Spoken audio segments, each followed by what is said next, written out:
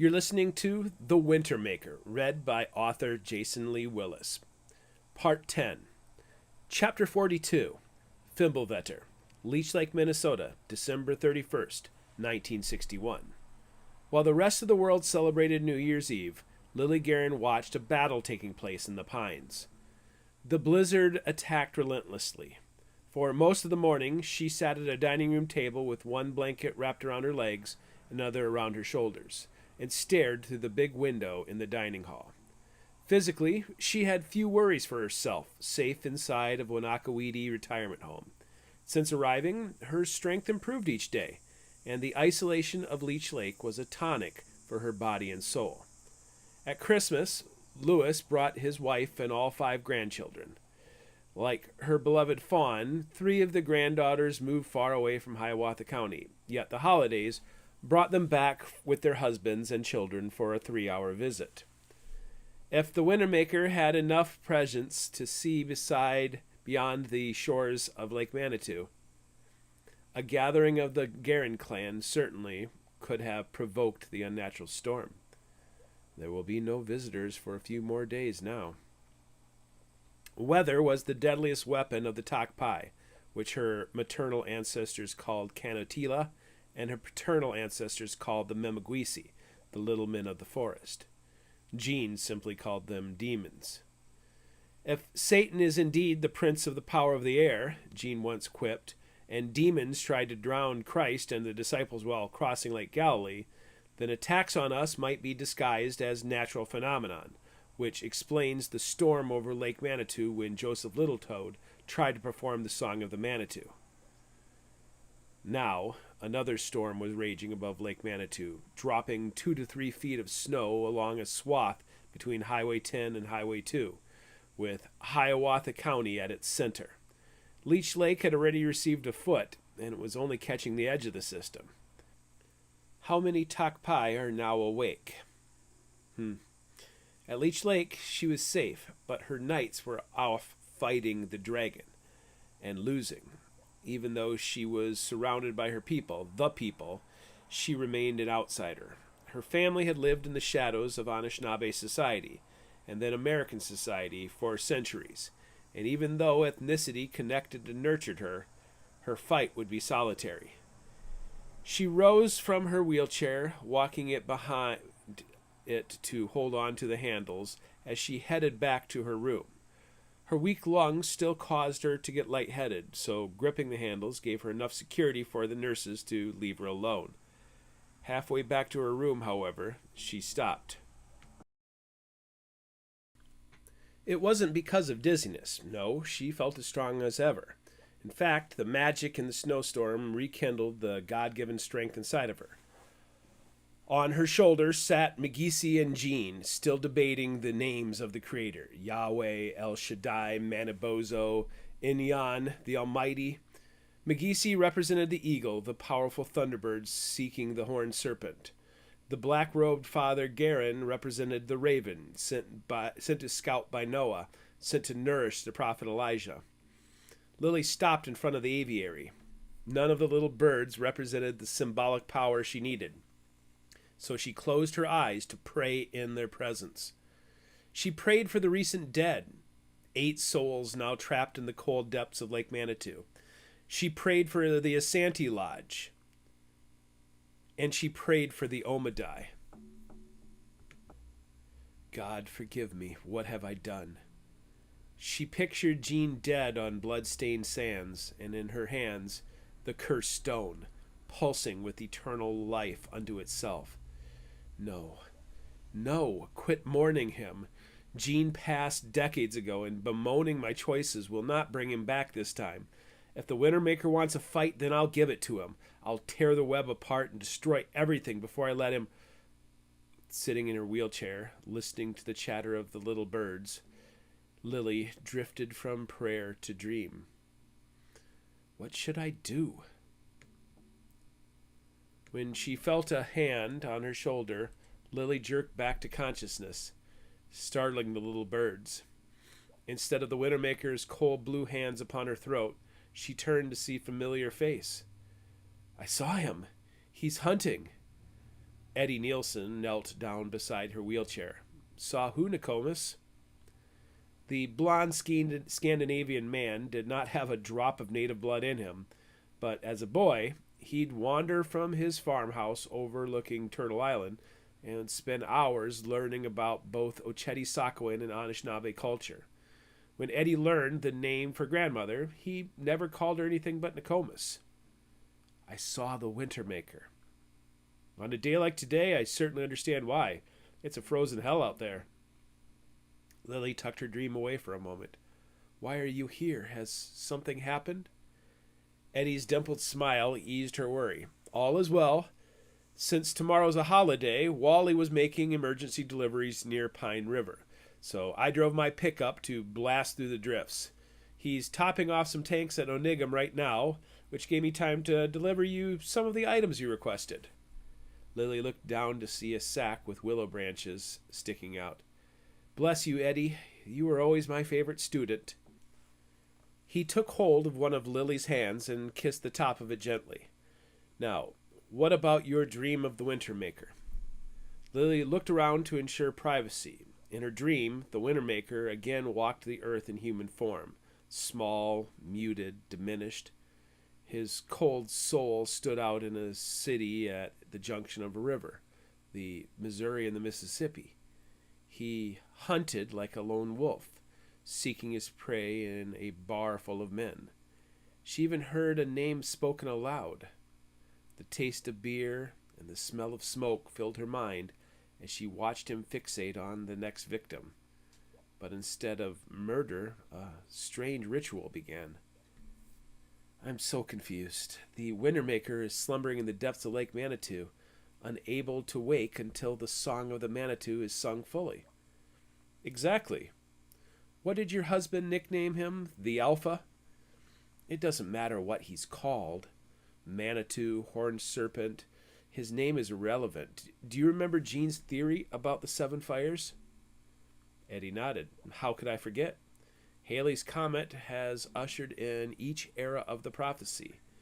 In 1532, your people were at Montreal, a turtle-shaped island. In 1607, the second fire came true. In 1682, the third fire signaled the push into Wisconsin and Minnesota. By 1758, in the fourth fire, the Ojibwe took control of Lake Manitou and all of northern Minnesota. In 1835, Jean-Nicolas Nicolay came with your grandfather Nanakonan to Lake Manitou. In 1910, ushered in the beginning of the sixth fire. The seventh fire is set to begin in 1986, which is why I'm so confused. Joseph Littletoad failed in 1898 because it was not time. For the Wintermaker to win, he needs his own prophecy to align. Could the agents of the Wintermaker have found the sacred shell? Is the Blue Man just an agent of the Wintermaker? It's possible, but from what we learned from Leonard Whiteelk, the sacred fire cannot be lit, and the water drum remains hidden. Littletoad and his heretical Ouijagon only knew fragments of the Song of the Manitou. Your husband warned us about the Order of Eos and their secrets. Perhaps there is schism in the ranks, just like there was between Nanakonan and Littletoad. The mysterious Order of Eos remained steadfast. It had been the Asante Lodge that crumbled back in 1910. With the return of Halley's Comet, known as the Serpent Star by her ancestors, the magic surrounding Lake Manitou was heightened. A healthy debate on fate and free will turned into bitter strife between herself and her beloved cousin Fawn. Lily's secrets all came spilling out onto the floor for all to see, with Fawn correctly guessing the heart of it. Am I once again causing these foul deeds to happen? Lily cleared her throat. Do you remember our talk about the Manitous? Yeah, but I'm not sure if I have the subtle details. A Manitou is another word for spirit. Your people believe there's spirit in things found in nature, from trees to animals to rocks. Manitous surround us. Any of the 10,000 lakes in Minnesota would have a Manitou, but only one, our home, has the Wintermaker dwelling in it, an ancient evil spirit. Your concept of God, the Gitche Manadu, simply means great spirit. How'd I do, Nokomis? Lily patted his smiling face. If mankind has survived the wrath of the Wintermaker, we will need the old stories. You should have been a teacher instead of a farmer. I do all right farming, Eddie said, but then hesitated. What is it? I'm worried about Jimmy. I think he deserves to know more than I've told him. I think this growing evil has darkened him in recent months. He's had 2 kids his age die, and I think he senses the reason. You've protected your home. Of course, I left the dream catchers, the little sage dolls all over the property, and Turtle Island, but Jimmy can't stay home all day. Lily sighed. Wally is concerned about the Forsberg boy also, but I think they are still too young to understand. The original members of the Asante Lodge were children. Yes, they were, Lily admitted. The old stories tell how the Creator understood the suffering of mankind, and he gave us the original clan system. These 7 clans were for the healing and protection of the people. What do you want me to do? I'm here to serve as your warrior. In the old tale, the original Wintermaker was defeated by the hero Ojig, who was represented by the Fisher Cat, Eddie's symbolic position in the Asante Lodge. Like her brother Magisi, he only wanted a chance to fight evil, but what if the evil is me? She noticed then that the birds were abnormally silent in their cage. Tears filled her eyes and she wiped them away. The spider was not one of the clans, was it? Am I an unknowing force of death and destruction? Why would you say that? I know your story. You fight for love. You fight for family, and you fight for the future. This storm has darkened your thoughts as well. Let's get you back to your room. Yes, it is time I start fighting back. I have a favor to ask. I need you to bring me something. What, more willow? Bring me my grandson Cameron. Chapter 43, Advantage Wintermaker, Split Rock High School, February 17th, 1962. Jimmy Nielsen felt eyes looking over his shoulder, but he stood at the locker room door as instructed. Finally, the door flew open and Mr. Van Slyke stood in the space. Ready to be champions? Van Slyke asked, and the other 7 wrestlers shouted their war yops. Jimmy followed their coach through the crowded hallway and to the gym door. As soon as he saw the map, he felt his anxiety subside. He sprinted ahead, making the others keep pace with him as he began running warm-up laps in front of the Split Rock crowd. It was the 2nd day of the team wrestling tournament and the 4th duel in so many days. Split Rock had upset Park Rapids on Friday, crushed St. John in the 2nd match, and earlier in the day defeated Motley Staples to advance to the championship match against Walker Hackensack Akeley. As the youngest and smallest member of the varsity squad, Jimmy wrestled at 115, the lowest weight class. Biff Forsberg, the other junior high member now on varsity, ran 3 spots behind him at 154. He spotted his mother and father, flanked by his 3 older sisters, Rachel, Faye, and Alexandra, in the crowd. There was a lot of other faces in the crowd, but for some reason, he noticed the calm presence of Mrs. Crane, flanked by her husband Wally, too. When Jimmy finished laps, he dropped to the mat and took the team through stretching exercises. Linda Baxter, Barb Thurman, and Nikki Guerin sat at the edge of the mat in their colorful cheerleading uniforms. Stay focused on your opponent. Just a few yards away, Tommy Kane warmed up with his team. The 9th grader from Walker had gone to state as a 7th and 8th grader, and now as a freshman, he was undefeated. Jimmy had already faced him twice during the season, getting pinned by him in December and then losing on points in January. Coach Van Slyke called the team together, and even though plenty of inspirational words were shouted out of his mouth, Jimmy couldn't hear a thing he said. In fact, the entire gym went strangely quiet for him, and all he could hear was his own breathing and the thump of his heart. Jimmy stepped out of the huddle and walked to the center of the mat, where Kane waited for him. The referee said a few words, and when the signal was given, everyone vanished for Jimmy except for Kane. Kane immediately began to stalk him, and Jimmy was fine with that, for when Kane shot forward, Jimmy bent slightly as Kane reached for his legs, and both bodies dropped to the mat, he and Kane's inner knee in his grasp. And it began. Simultaneously, they fought each other, both offensively and defensively. After the last match in January, Jimmy knew Kane had a much stronger upper body, so he worked to get leverage on Kane's legs. At the same time, Kane tried to bully his way, which worked. In the span of 20 seconds, Jimmy's plan failed, and Kane scored points for the flip, leaving Jimmy no choice but to spin away and retreat. With Jimmy moving outside the circle, the ref had the boys start again. This time, with Jimmy in the down position on all fours and Kane above him having the advantage. Knowing he was in trouble, Jimmy prepared himself for his best escape move, and when the whistle blew, he turned to jelly as Kane tried to flip him onto his back. Though Jimmy was weaker, he had another gear that Kane did not, and with each move made by Kane, Jimmy managed to slip right out. The crowd erupted when Jimmy scored a point for another escape.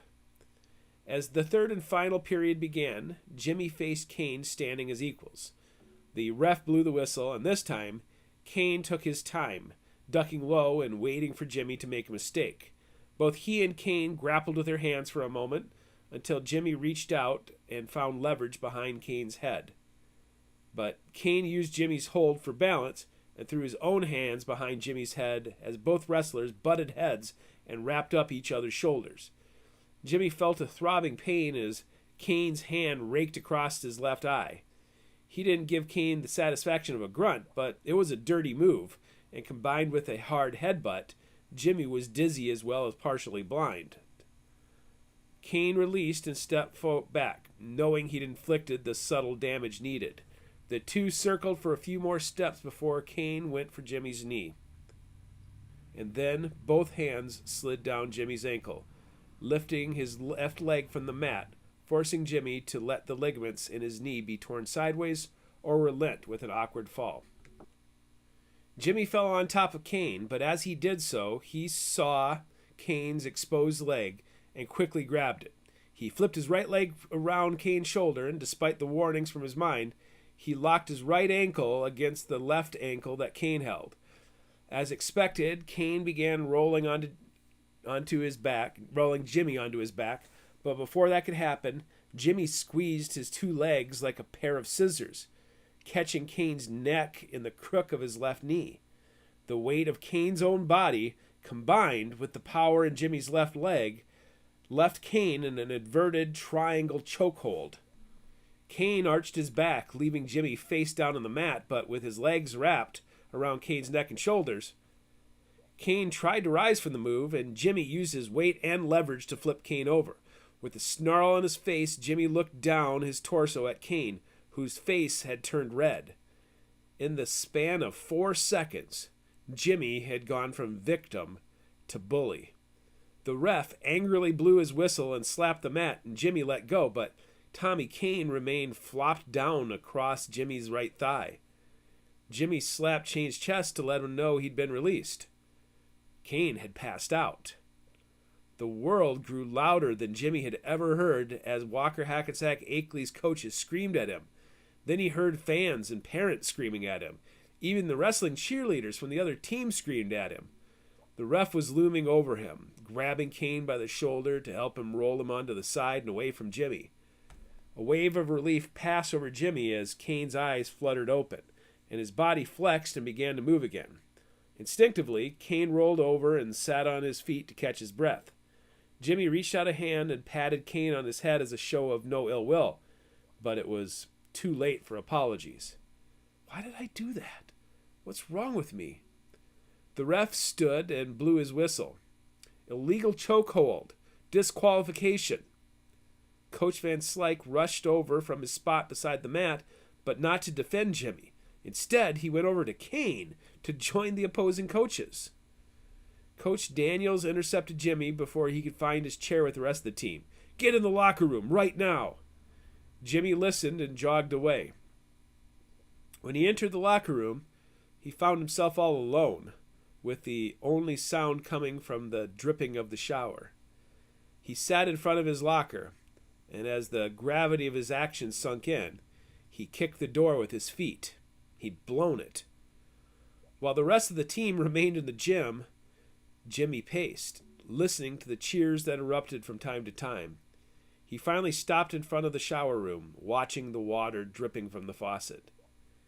Each time a drop fell from the shower head, it struck the floor with such impact that a strange ripple emanated from the room like a ripple upon the surface of a lake. He began to see an image form. Beside the floor drain, a young man clutched his chest where 3 bullet holes oozed blood. Terror in his eyes. With each drip, the boy gazed out at Jimmy in horrified amazement. "This isn't happening," Jimmy told himself. "This is the future." Gray shadows emanated from the boy's body. At first, it appears as if they were comforting him, but when Jimmy realized they were dabbing at his blood with their long fingers, which they brought to their mouth to taste. With bloody grins, the gray men dissolved and floated with the water down the drain. The locker room door was kicked open, and Biff Forsberg charged in. "We lost because of you, Jimmy." Behind Biff, the other dejected members of the varsity team entered. Biff's charge concluded with a violent shove on Jimmy's chest, which he took without mustering a defense. He went flying into the shower room, sliding across the space where the dying boy had been. He looked back, but instead of seeing Biff in his singlet, he saw a fat, balding, middle-aged man in a khaki uniform pointing a gun at him. Then another drop came from the faucet, and he saw Biff transform back into a young man. Glimpses of the future? The urge to fight overwhelmed Jimmy, and he bounced back to his feet and returned with his own charge. With Biff outweighing him by 40 pounds, Jimmy's shove pushed Biff back only a couple feet, and then fists began to fly. For every heavy thump Biff gave him, Jimmy landed 2 sharp strikes. The rest of the team stood and watched, letting the boys bloody each other before the coaches came running in. Jimmy found himself being slammed hard against a locker by Coach Van Slyke. "What the heck is wrong with you, Nielsen?" "I don't know," Jimmy answered. But he did know. Doom was coming to Lake Manitou, and he could no longer enjoy living in the present. Wrestling became stupid. Everything became stupid. The voice echoed in his mind. "Is it time?" Chapter 44. Rawfaw. Leech Lake, Minnesota, February 18th, 1962. Lily Guerin watched her grandson, Cameron, come across the parking lot toward the front doors of the nursing home. A fierce cold front brought sub-zero temperatures, making their weekly visit uncertain. But once he staggered out of the car, Cameron only winced and hastened his staggering pace for the trek between his car and the doors. Cameron tripped as he stepped over the curb. His left leg was still unresponsive after the attack and manifested as a limp. When he saw her through the glass doors, he tried to smile. The scar along his eye socket was no longer infected, and the tissue surrounding his eye had turned from deep purple to a sickly yellow. But the eye itself had turned pale as winter, as if winter had somehow frozen it inside of his head.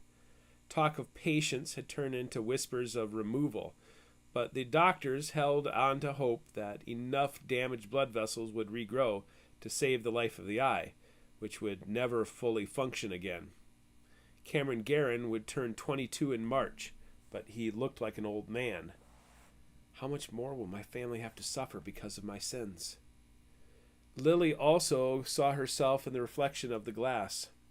Her hair, once a long braid of gray and black, had been burned away in the fire to the scalp, but now, several months after the fire, it had regrown to cover her head with silvery white.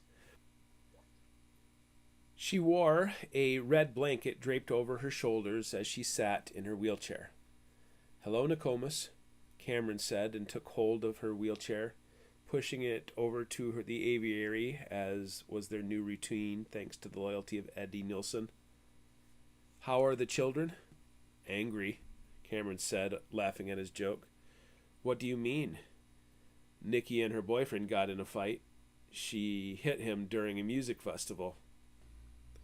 This is the doing of the Tak Pai, a series of small battles before the war begins. What of the others? "Also angry. Last night, the Nielsen boy got disqualified at the region wrestling finals, and later he got in a fight with the Forsberg boy." "Then we need to finish this today." On cue, Cameron took out the yellow notepad, flipped past several pages, and handed it to her, followed by a pencil. "Before we finish this song, I need you to understand something." As always, Cameron nodded enthusiastically. "Do you remember the story from church about the armor of God?" Cameron grinned, a rivulet of saliva leaking onto his chin, which he wiped away. "Yeah, it sounded like a Knight of the Round Table." The words of Ephesians 6 filled Lily's mind. "Put on the whole armor of God, that ye may be able to stand against the wiles of the devil. For we wrestle not against flesh and blood, but against principalities, against powers, against the rulers of the darkness of this world, against spiritual wickedness in high places. Wherefore take unto you the whole armor of God, that ye may be able to withstand in the evil day, and having done so, to stand. Stand therefore, having your loins girt about with truth, having the breastplate of righteousness, and your feet shod with the preparation of the gospel of peace. Above all, taking the shield of faith, wherewith you shall be able to quench all fiery darts of the wicked, and take the helmet of salvation and the sword of Spirit, which is the word of God." Yes, Cameron, like a Knight of the Round Table, which is happening now at Lake Manitou, might be the beginning of a much greater battle. But I am old, and if it lasts as long as I think it might, I'll need you to do your part. "What's my part?" "God gives each of us a specific gift, but you are not a warrior destined for battle, and you are too old to play the part of the Omadai." "What's that?" "We must defeat the Wintermaker. The fate of the world depends on it." "Is he like the Antichrist?" "No, he is worse, for he is the enemy of both God and the devil. He is trying to stop reconciliation from ever happening. In the Bible, the prophecy is for the restoration of paradise here on earth, in a place called New Jerusalem. In the Seven Fires prophecy, there is an eighth fire of peace and harmony. The Wintermaker wants to destroy these prophecies. We won't let him win, will we?" "No, we won't." Cameron gave his crooked grin again. "How will we defeat him?" "I think the answer lies in a tale about Ayash and the horned serpent." "The horned serpent is the Wintermaker." "Yes, my dear, but the old snake is slippery and cautious, and he hates all the descendants of Ayash, especially our family." "Why?" "Because we have the power to destroy him, but it will be dangerous. The legend of Ayash talks of how our young hero befriended the horned serpent lurking in the water." "Why would someone befriend something that wanted to kill him?" "I should have trained my children better than I had the chance. Now I understand how my own grandfather must have felt in his final days. The only thing that the horned serpent fears is the great thunderbird, the Gitchi Anamiki. The thunderbird will have the strength to kill the horned serpent and cast it into Jibe Zibi." "Gah!" She sighed. "Long ago, the great sorcerer we call the Wintermaker cheated death, binding himself to Lake Manitou, where the powerful magic from the dawn keeps him from passing over. In the tale of Ayash, the horned serpent is so fixated on the threat of the thunderbird that Ayash is able to trick him. He lies to the horned serpent, who thinks he is just a weak little boy trapped on an island. The The horned serpent lets Ayash ride upon his back in exchange for him to watch the clouds. You see, the Wintermaker is cautious and fearful, and he will rise from the water only when he thinks it's safe. Ayash, however, knew about the great Thunderbird, and instead of just thinking of himself, he thought of others. And seeing the opportunity to rid the world of the ancient evil, he led the horned serpent into the shallows, trapping him there where the great Thunderbird came down to kill him. Ayash tricks him, he paraphrased. Am I Ayash? No, as I said, you are too old. Ayash was only a child, but by risking his life, he saved the lives of others, didn't he? Perhaps Cameron's suffering will wake unknown gifts. Perhaps your accident will change you, dear boy. I think it might change you for the better. It doesn't feel like it. Our ancestors were blessed with abilities to see both prophecy and the unseen world. With your good eye, you'll be able to see the world as it is. With your changed eye, you might be able to see how the world prophets of old saw it. If you close your good eye, you might be able to see the truth. The Wintermaker, Ayash, the Tokpai, you might be able to lift the masks that hide them from the world. Huh. Let me know if you develop that skill. You are still a young man, and in the distant days to come, I'll need you to watch for Ayash, for the new members of the Asanti Lodge, for the horned serpent, and for the great Thunderbird in the clouds. Let the others be the shield and sword. I need you to be the watcher. You will not have a place in the WIllis Lodge, but you will stand outside of it, watching over them all. I need you to stay alive to be an old man. Cameron smirked. I'll keep an eye out for them. Now, let's help the others put on the armor of God. Let's finish this song. Lily began to scratch out large letters, just as they'd done in recent weeks. Try this phrase. Rafa? What does any of this mean? In truth, I do not understand any of the words myself. It is an ancient language lost generations ago. Then how do you know it? The Ouijigan clan, our ancestors, were not blessed by the Creator with a gift meant to help humanity. We were different from other humans who were given touch, smell, taste, hearing, sight, and even intuition. No, we were given a burden instead of a gift, a seventh sense, the ability to see the future.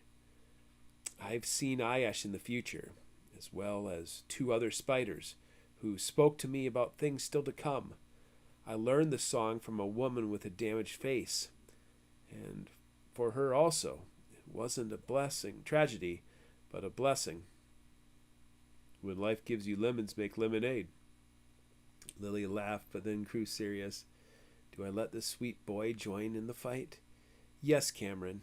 She taught me the song, which had many verses, including a verse I misunderstood. Now I'm going to use this verse to protect your sisters and the others. Lily looked it over one more time before handing it to him. Give this to your sister. Have her practice singing the words. Promise me you will give it to her. I promise, Nokomis. If the servants of the Wintermaker manage to wake their master, Nicole is in grave danger. All of my plans have turned to ash. I'm sorry I did this to you. I am a selfish, horrible woman. You didn't do anything to me. Those redneck assholes did this to me. Fawn was right about me. I had a chance to defeat evil, but I threw it all away to save your grandfather's life. But if you hadn't saved him, I wouldn't be here today. I still have a good eye to see you with, Cameron said with complete sincerity. Yes, you do, and I need you to begin your watch. You will be our scout. Our enemy is preparing for war and will try to crush the young Thunderbird while he is still a chick in the nest. Watch for him, Cameron. Find him before they do.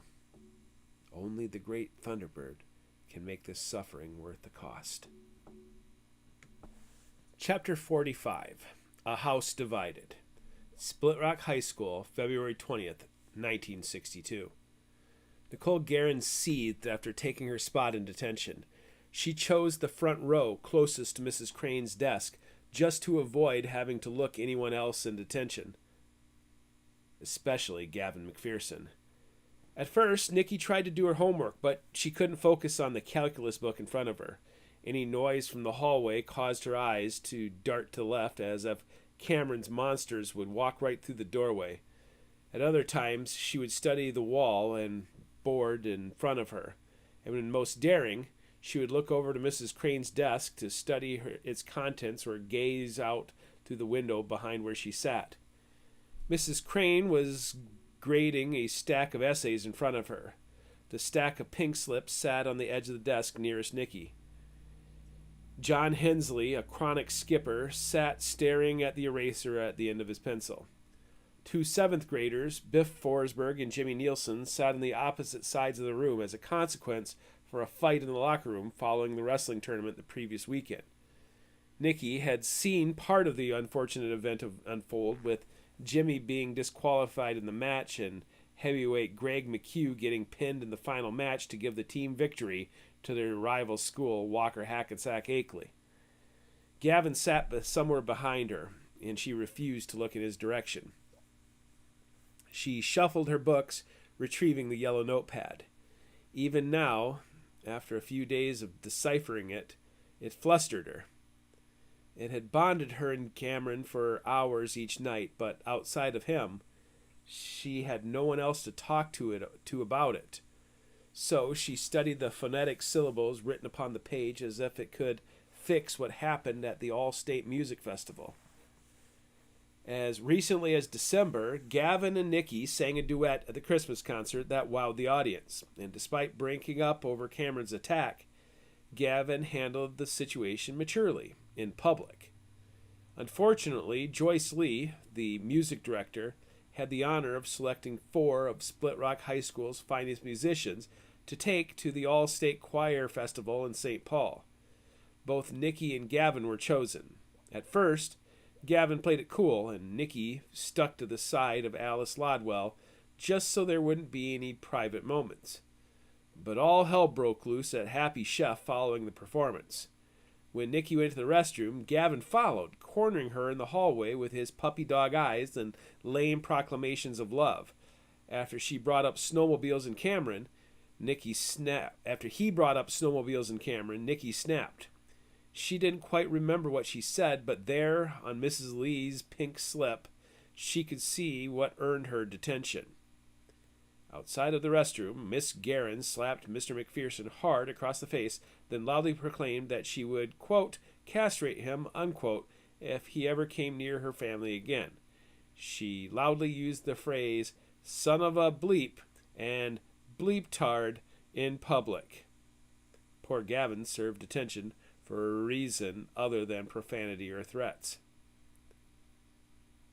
Gavin's pink slip read, Mr. McPherson knocked over and broke a stand holding menus and also shattered a door when he flung it open with great force. Mrs. Crane glanced up, and Nikki looked back down on her yellow notepad. How did my world get so crazy? Growing up, she'd heard stories about the place she lived, but she took them all for tall tales. Now, her grandmother and brother tried to prepare her for a battle. Accepting this challenge meant she was a weirdo, a kook, a nut job. No popularity, no music scholarship next year, no respectable husband with a 5-bedroom house. She'd either have to deny her brother or deny herself. Mrs. Crane set one of the essays aside, and using her right hand as a prop against her brow, Nikki stealthily shielded her face so she could read the essay without being seen. The essay belonged to Biff Forsberg. The prompt was fairly basic. Whose mythological adventure would you want to take? Who would you want to personally endure, and why? This is what he said. I'd want to be Orion. Orion was a hunter. He had an awesome hunting dog named Sirius. He used a bronze club when he was hunting. It said that there wasn't an animal or monster on the earth that Orion couldn't hunt. He was so good that the gods had to invent a monster, a giant scorpion, in order to kill him. I like hunting monsters. That's why I'd like to be Orion. Nicky glanced over at the rugged farm boy. If there was ever a Biff, it was Brian Francis Forsberg. Yet for all of his simplicity, she also sensed inner strength. He'd come face to face with a killer, a child molester, and stared down his monster. For weeks, it was all the state of Minnesota could talk about. Biff had saved the life of his friend by throwing a pitchfork, and now he liked hunting monsters. A few minutes later, Mrs. Crane set down another essay aside. This one belonged to Jimmy Nielsen. Jimmy said, "One of the common themes seen in mythology is the relationship of father and son. While many of the myths show conflict and violence between father and son, there is one that shows an unbreakable bond, the story of Aeneas, the surviving Trojan. While the story of Aeneas is pretty cool, I'd like to be Anchises, his father. My first reason is because of the Aphrodite thing. Aphrodite was a goddess, and yet she chooses Anchises. My second reason is that Anchises is willing to lay down his life to protect the Trojans while Troy is burning. He shows dedication to his community. My third reason I'd want to be Anchises is that he and his son have a special bond. Aeneas does everything he can to protect his father during the fall of Troy, which is what a loyal son should do. In turn, Anchises knows that there is little he can do to help his son survive the days ahead, but in death, he can go ahead of his son and learn the mysteries of the underworld. Years after he is dead, Anchises returns in his son's hour of need and guides him through the underworld, and also helps him find his way in life from beyond the grave. That is why I'd want to be Anchises." Jimmy Nielsen was visibly struggling, and it was more than the tedious time spent in detention. Cameron insisted on protecting the children, and for what Nicky read in the paper, the anonymous serial killer was targeting kids. Mrs. Crane leaned back in her chair and studied them. Nicky averted her eyes and quickly flipped to a blank page when she realized her teacher was fixated on her yellow pad. Nicky froze, not knowing what to do. With her elbow, she knocked a pencil off of her desk. When she leaned over to retrieve it, she caught a glimpse of Gavin. But instead of looking at her, Gavin had a puzzled look on his face as he stared at Mrs. Crane. Nicky exhaled, put the pencil in her finger, and began to doodle some art in the margins. When she felt the hot gaze of Mrs. Crane leave her desk, she looked up. Mrs. Crane held the journal of Father Jean Guerin? Grandma Lily had almost died retrieving it, and in turn, Gavin almost died saving Lily. They'd brought the journal and Bic lighter to her great-uncle McGeesey, only to be belittled and bitterly dismissed. Now Mrs. Crane held it? When her teacher looked up, Nicky crossed her arms and stared with malice. Mrs. Crane set it down on her desk, then cleared her throat. "Mr. Hensley, you may leave early." John Hensley blinked, then quickly snatched up his work and bolted toward the door. With the notebook in hand, Mrs. Crane walked over to her instructor's chair at her podium and sat down. "So, help me God, we are going to get to the bottom of all of this garbage." Nicky turned around to check Gavin's reaction, yet it was Biff Forsberg who cleared his throat to speak. "I'm sorry. It was all my fault. I thought your brother Cameron was one of the ones responsible," Biff muttered, his eyes glassy with restricted tears. "What?" Nicky spun in her chair to face the red-haired boy. "I told some of the sophomore boys what I thought, about the fire, about the accident at the park, and about Isaac dying on the same route that Cameron took to the park each day. I swear I didn't have anything to do with..." "You?" Gavin exploded from his chair, pushing desks out of the way as he rushed through 2 rows to grab a hold of Biff by the shirt and then throw him to the floor. "Give me their names or I'll beat it out of you." Just as fast as Gavin burst from the chair, Jimmy Nielsen sprang from his own, coming up behind the larger junior to wrap an arm around his neck. "Let him go," Jimmy commanded, only to have Gavin shake Forsberg harder. Then Jimmy squeezed, and Gavin let go, only to focus his aggression on the smaller boy. Gavin rose, pulling the 7th grader off his feet to dangle on his back like a cape. He grabbed at the younger boy, but Jimmy refused to let go, his feet knocking against desks. Nikki jumped to her feet, rushing closer to the fight, unexpectedly in defense of Gavin. "Let him go," she shouted, standing in front of Gavin but looking at Jimmy's face as he held on from behind. "Jimmy Nielsen, let him go." Stunned, Mrs. Crane hadn't moved as chaos erupted around her classroom. Gavin put out his hands in surrender. Biff squirmed backwards, and Jimmy released his chokehold, sliding off the junior and onto his feet. Nikki stepped in and wrapped her arms around Gavin in an unexpected show of affection that surprised her. "Why have I been so cruel to him when he's only shown me love and kindness?" She felt safe for the first time in weeks. "I know your brother wasn't the one who killed Isaac and Rory," Biff said. "You think so?" Nikki snapped. "What makes you certain it wasn't him? Isn't he half Indian, half retarded? Isn't that what you little shits whisper whenever he goes by? Look, it's Can Man." "He said he was sorry," Jimmy shouted, taking a step closer to his friend. "Oh, well, he's sorry. I guess that makes everything better, except for the fact that my brother has a blind eye now. Is sorry going to fix that?" "No," Biff said, with alligator tears sliding across his freckled cheeks. "Who beat him up?" Gavin asked from behind Nikki. "I don't know who beat him up. I wasn't there." "Then who did you tell?" "Everybody. Anybody. Chris tried to tell me I was wrong, but I wouldn't listen to him. And I got your brother beat up for no good reason." "Look," Gavin said, stepping around Nikki. "She thinks I was either part of it or I was covering for the guys who did it. So fess up, kid. Who did you tell?"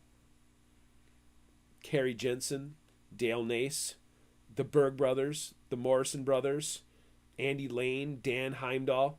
They all heard me say it." "They have snowmobiles, don't they?" Nikki confirmed, looking at Gavin. Gavin nodded. "I'm sorry," Biff said, and then turned to Jimmy. "I'm sorry I didn't listen to you either. I really thought it was him." "Turned out it wasn't him, was it?" Jimmy asked bitterly. "And because of you, Chris almost got killed."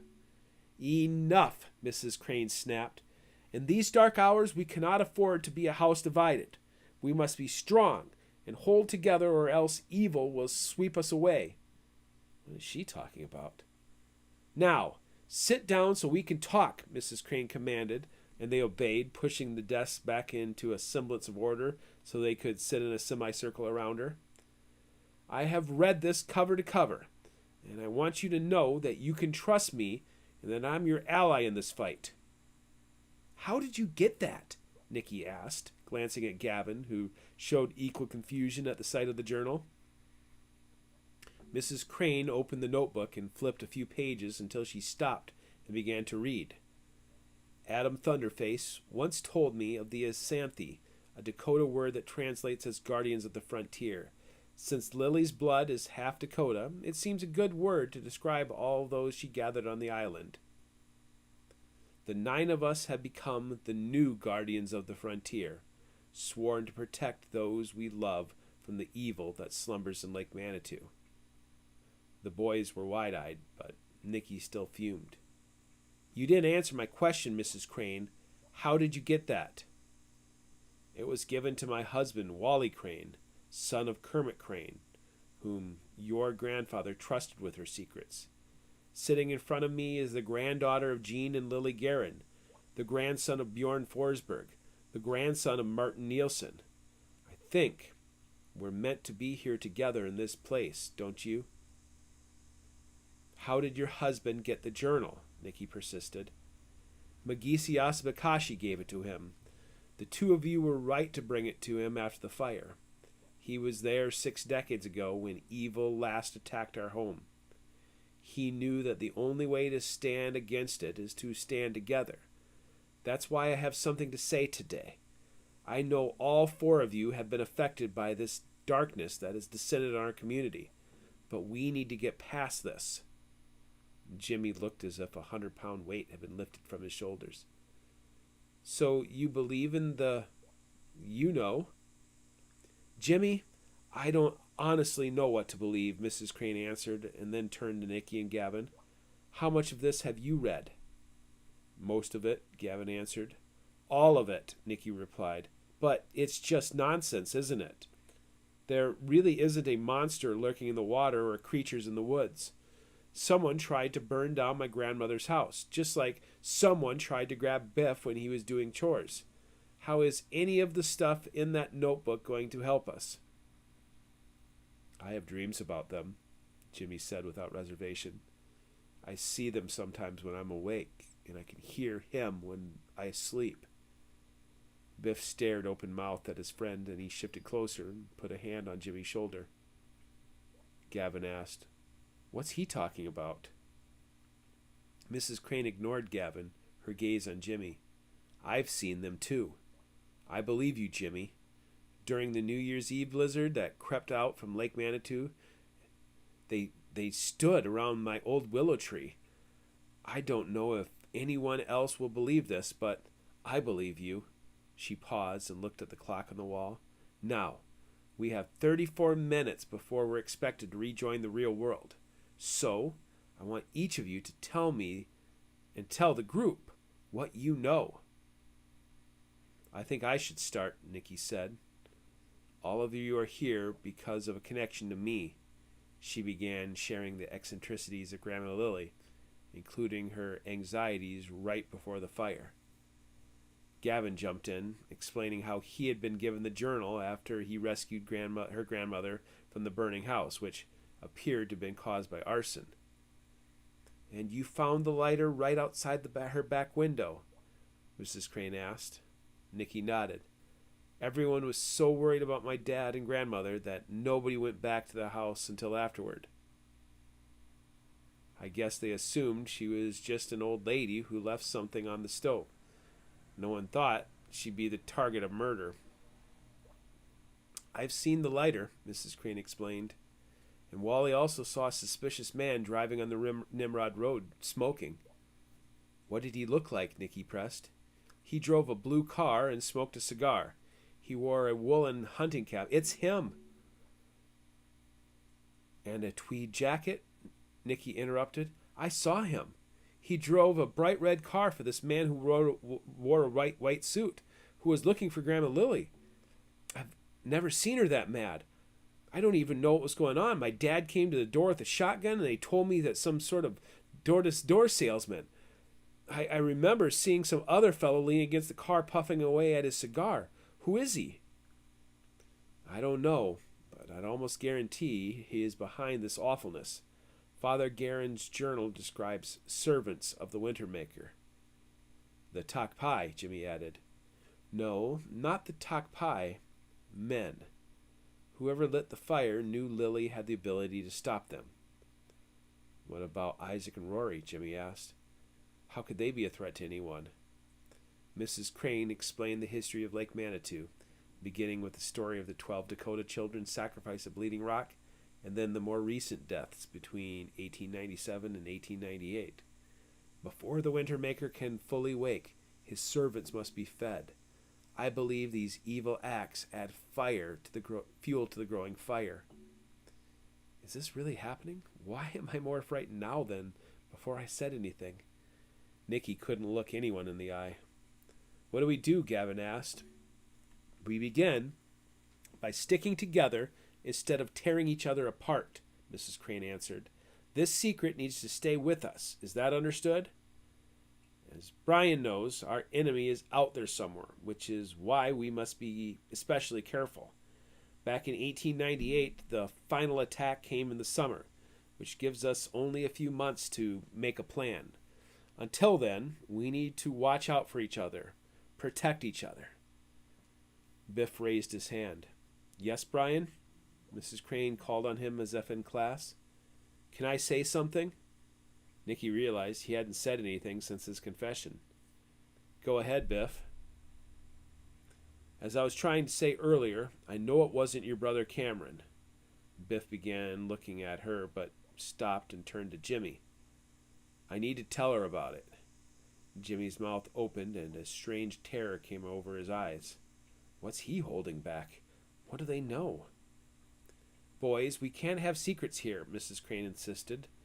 Jimmy closed his mouth and swallowed hard. On Labor Day weekend, when we were camping at the state park, Rory, Biff, and I stuck out of camp with a canoe and paddled across the lake so we could sneak into the quarry. Why on earth would you do that? Mrs. Crane asked. Biff answered softly, because of what Wally told us and what Rory told us. Rory said there was something really valuable in the quarry, so we wanted to sneak in and see what it was. What was it? Gavin asked the same question Nicky was wondering. A tunnel, Jimmy answered vaguely, at the bottom of the quarry. It led under Lake Manitou. Biff took over the story. Rory and I were caught, but no one found Jimmy. Now Rory is dead, and I almost got Chris killed.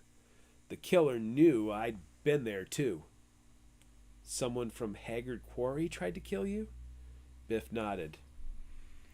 Only someone who knows my dad goes fishing every year up at Leech Lake would have tried to abduct me because he would have known I had to do chores by myself.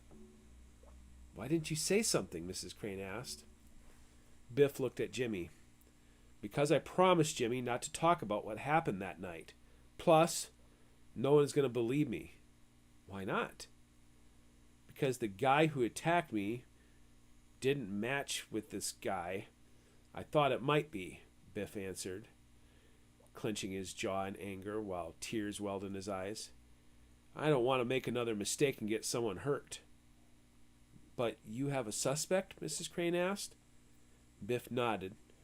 But I'm not going to say it until I can prove it. Nicky sighed. Grandma Lily was right. The man in the white suit is behind all of this. Chirani Basant. This is the end of part 10.